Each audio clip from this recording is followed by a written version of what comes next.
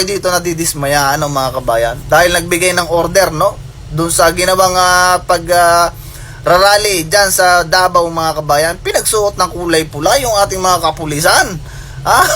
Ito ang sabi mga kabayan, all detailed PNP personnel must wear civilian attire with touch of red without firearms and must assemble at DCPO parade ground for accounting by duty SDODO on February 15, 2025 tomorrow 8 a.m. prior to dispatch. Kita mo mga kabayan, ha? Isipin mo yan mga kabayan, yung ating mga kapulisan ginagamit sa gayaan, ay nakapanlumo naman yung mga padaling iyan inabungit. Kita ninyo, nagagamit ating kapulisan sa gayaan. Tingin ko mga kabayan, yung mga kapulisan na yung masama rin ang loob. Abay, pagsuotin ka ng kulay pula, wala kang firearms, at aatin ka dun sa rally ng mga tulonggis na yan mga kabayan. Ginamit pa yung kapulisan at maging bilang, no? Bilang sa rally. O, isasabihin ni wag daw bigyan mga kabayan ng ibang interpretasyon. Ayan, pang interpretasyon yan. Pagsusuotin ninyo yung ating mga magigiting na kapulisan ng kulay pula para dumalo dyan sa rally na yan, ay ang tawag diyan. Di ginagamit ninyo yung ating mga magigiting na pulis.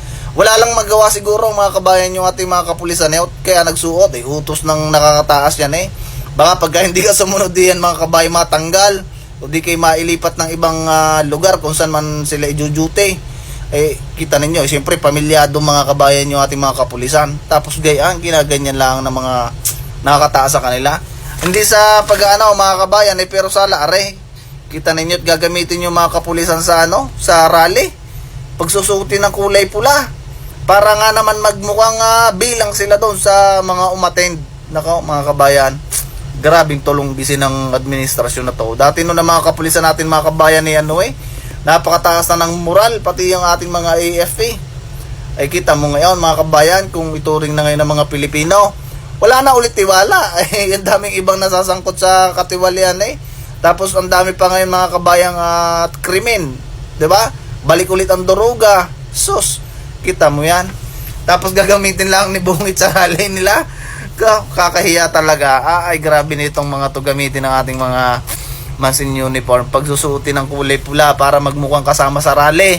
Sus, ayan mga kabayan, ang aking ma-share muna sa inyo.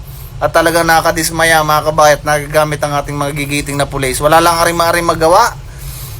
Kasi siyempre mga kabayan yung nakakataas ang nag-uutos pagka hindi ka naman sumunod. Alam niyo naman dyan sa ating mga kabayan sa gobyerno, pagka ikay against diyan sa nagpapatakbo ng pamahalaan, ay siguradong may kilalagyan ka.